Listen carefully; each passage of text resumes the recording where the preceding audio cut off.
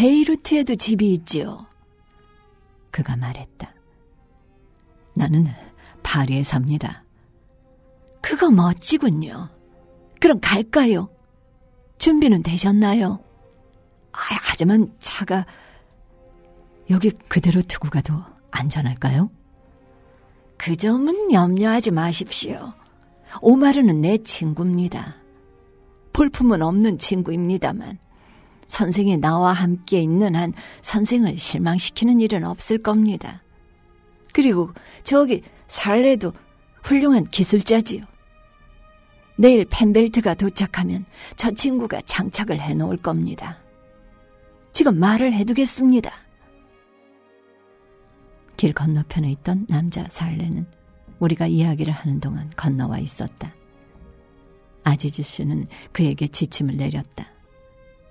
이어 두 사람에게 라곤다를 잘 지키라고 일렀다. 그의 말은 짧고 날카로웠다. 오마르와 살레는 선체로 연신 고개를 꾸벅였다. 나는 옷가방을 가지러 라곤다로 갔다. 옷을 갈아입고 싶어 미칠 지경이었다. 아지지 씨가 나에게 소리쳤다. 그런데 나는 저녁 식사 때는 보통 검은 넥타이를 맵니다. 알겠습니다.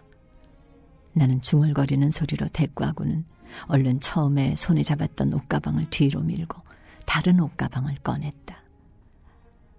무엇보다 여자들 때문이지요. 여자들은 저녁 식사 때는 정장을 좋아하는 것 같더라고요. 나는 여자라는 말에 몸을 휙 돌려 그의 모습을 찾았으나 그는 이미 차 안에 들어가 있었다. 갈까요? 그가 말했다. 나는 옷가방을 롤스의 뒷자리에 밀어넣었다. 그리고 운전석 옆자리에 가서 앉았다. 곧 차가 출발했다. 우리는 차를 타고 가면서 허물없이 이런저런 이야기를 나누었다. 그는 양탄자 사업을 한다고 했다. 베이루트와 다마스쿠스에 사무실이 있었다. 그의 조상들이 수백 년 동안 해오던 사업이라고 했다. 나는 파리의 내 침실 바닥에 17세기 다마스쿠스 양탄자를 깔아두었다고 말했다. 설마! 그는 소리를 질렀다. 흥분 때문에 차가 길 밖으로 벗어날 뻔했다. 그가 말을 이었다.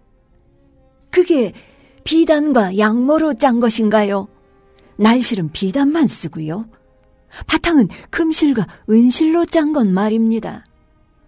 바로 그겁니다. 하지만 그런 것은 바닥에 깔면 안 됩니다. 물론 맨발로만 밟죠. 그는 내 대답에 만족했다. 그는 내가 청아백자를 좋아하는 것만큼이나 양탄자를 좋아하는 것 같았다.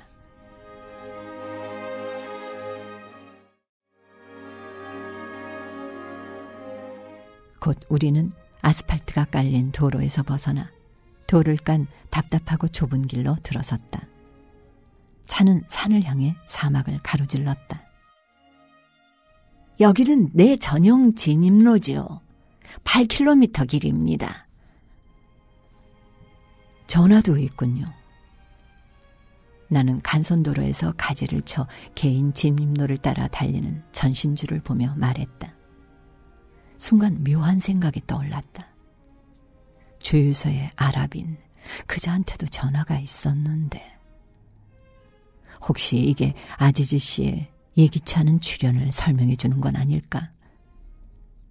이 외로운 주인이 이른바 교양 있는 벗을 저녁 식사 자리에 앉히기 위해 여행자를 길에서 교묘하게 유기하는 것은 아닐까? 주유소의 아랍인에게 그럴듯하게 생긴 사람이 탄 차가 나타나면 오는 대로 차를 움직이지 못하게 만들라고 지침을 내려놓은 것은 아닐까? 그냥 펜벨트만 잘라, 오마르. 그리고 나서 얼른 나한테 전화를 해. 하지만 좋은 차를 가진 괜찮아 보이는 사람이어야만 해. 그럼 내가 얼른 가서 그자가 집에 초대할 만한 가치가 있는지 살펴볼 테니까. 물론 터무니없는 생각이었다. 아지즈 씨가 말하고 있었다. 아마 내가 도대체 왜 이런 곳에 집을 짓기로 했는지 궁금하실 겁니다. 아, 네. 조금 궁금해지는군요. 모두들 궁금해하죠. 모두들? 네. 어라, 모두들이라니. 내가 이곳에 사는 것은 사막을 몹시 좋아하기 때문입니다. 나는 선원이 바다에 끌리듯 사막에 끌립니다. 그게 이상해 보입니까? 아니요, 전혀 이상해 보이지 않는데요. 그는 말을 끊고 담배를 꺼냈다. 이윽고 그가 말을 이었다. 그게 한 가지 이유죠. 하지만 또 한 가지 이유가 있습니다. 선생은 가정적인 남자입니까, 코넬리어스 씨? 안타깝게도 그렇지 못합니다. 나는 조심스럽게 대답했다. 나는 그렇습니다. 나에게는 아내와 딸이 있습니다. 둘 다 내 눈으로 보기에는 매우 아름답습니다. 딸은 이제 겨우 18이죠. 영국에 있는 좋은 기숙학교에 다녔는데 지금은... 그는 어깨를 으쓱하더니 말을 이어갔다. 지금은 그냥 앉아서 결혼할 나이가 되기만 기다리고 있습니다. 하지만 사람들이 그때까지 아름다운 여자를 그냥 놔두겠습니까? 나는 아이를 행실 나쁜 아이로 키우고 싶지 않습니다. 그러기에는 너무 좋은 아이니까요.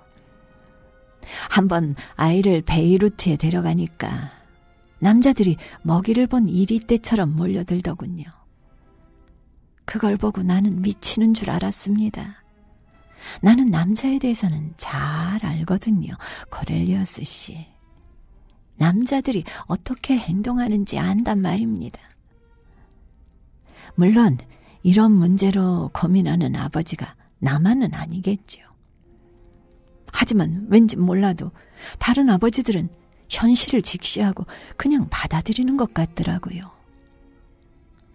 그냥 딸을 놓아둡디다. 그냥 집에서 내보내고 외면을 해버리더라고요. 나는 그럴 수가 없어요. 나는 도저히 그럴 수가 없단 말입니다.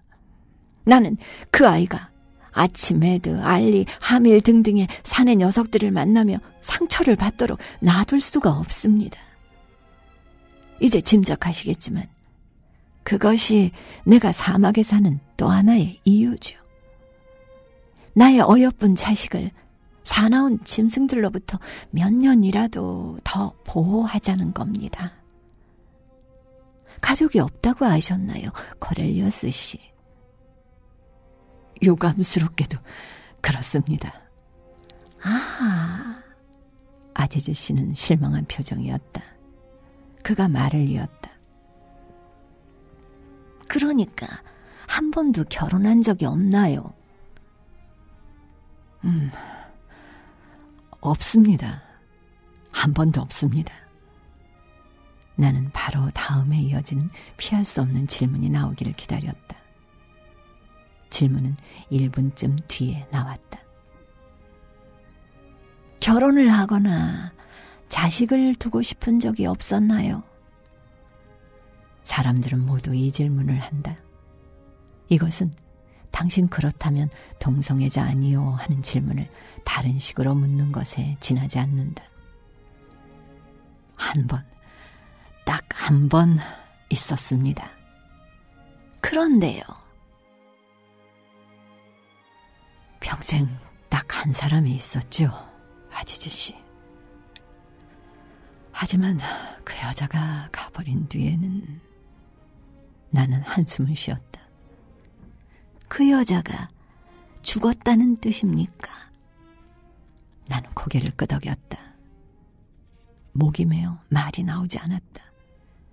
이런, 정말 안 됐습니다. 캐물어서 죄송합니다. 우리는 한동안 말없이 앉아 있었다. 놀라운 일이더군요. 나는 중얼거리는 목소리로 말을 이었다. 그런 일이 있고 난 뒤에는 육신의 문제에는 모두 관심을 잃었지요. 아마 충격적이었던 모양입니다. 절대 극복이 되지 않는 충격. 그는 공감하듯 고개를 끄덕였다. 내 말을 모두 받아들이는 것 같았다. 내가 말을 이었다. 그래서 그것을 잊어버리기 위해 여기저기 돌아다니는 거지요. 이러고 산 지도 꽤 오래되었습니다.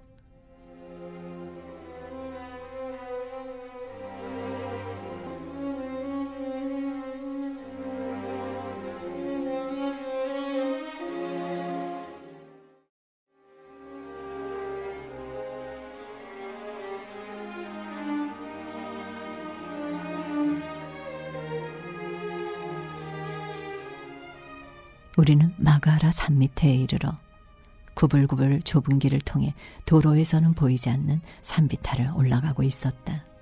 북쪽 비탈이었다. 다음 굽이만 돌면 집이 보입니다.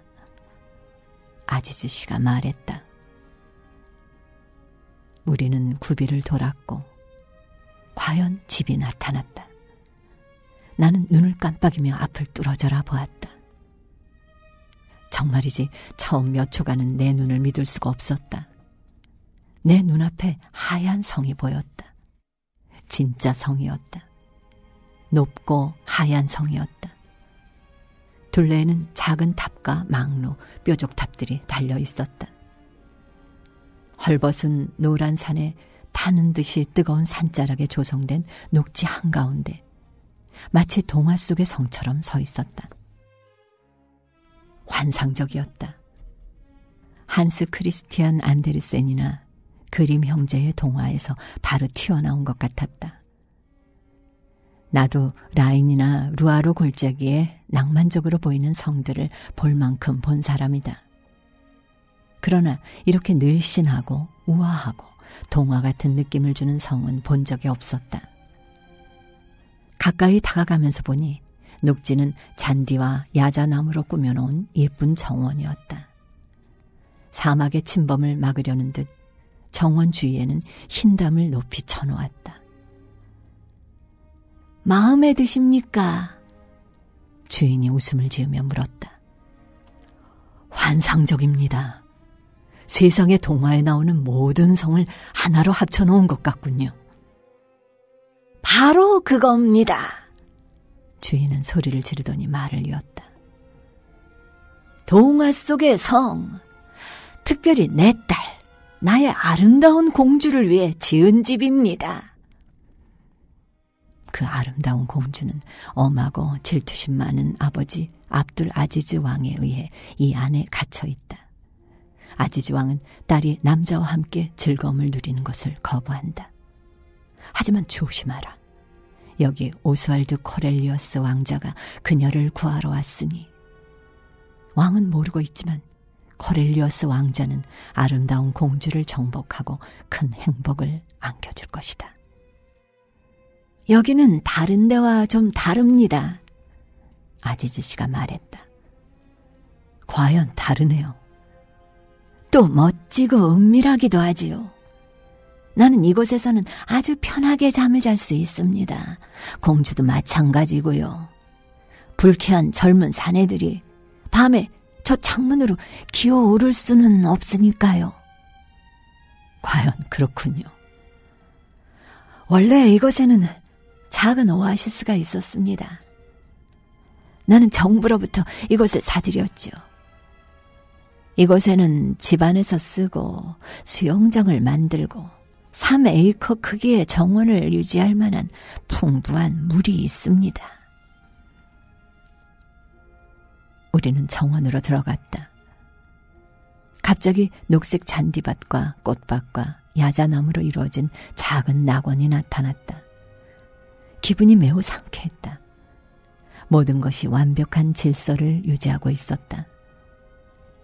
잔디밭에는 스프링클러가 돌아가고 있었다. 집의 현관 앞에서 차가 멎자 깨끗한 갈라비아와 주홍색 타르굿이 차림에 하인 둘이 바로 달려나와서 한 사람씩 차 옆에 붙어 문을 열어주었다. 하인이 둘? 두 사람이 올 거라고 예상하지 않았다면 어떻게 하인 2명이 나올 수 있을까? 아마 예상을 했을 것이다. 내가 저녁 손님으로 유게된 것이 맞다는 느낌이 더욱 강해졌다. 어쨌든 아주 재미있었다. 주인은 나를 현관으로 안내했다. 곧 나는 강렬한 더위에 시달리다가 냉방장치가 있는 실내로 갑자기 들어설 때 피부에 다가오는 기분 좋게 오싹하는 느낌을 맛보게 되었다. 나는 현관에 서 있었다. 바닥은 녹색 대리석이었다. 오른쪽으로는 큰 방으로 통하는 널찍한 아치 통로가 있었다. 시원하고 하얀 벽, 훌륭한 그림, 고풍스러운 루이 15세 시대의 가구가 한눈에 들어왔다. 시나이 사막 한가운데서 이런 곳을 만나게 되다니.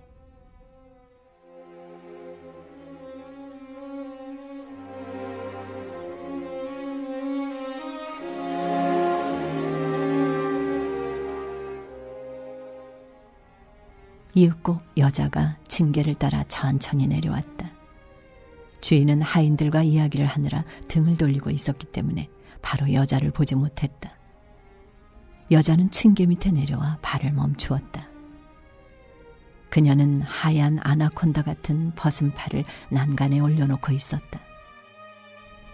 여자는 선체로 나를 보고 있었다. 마치 바빌로니아의 계단 위에 올라선 산무 라무트 여왕 같았다. 그리고 나는 그녀의 취향에 맞을 수도 있고 맞지 않을 수도 있는 후보자 같았다. 여왕의 머리는 새카맸으며 몸매는 내 입술을 순간적으로 촉촉하게 만들 만한 수준이었다.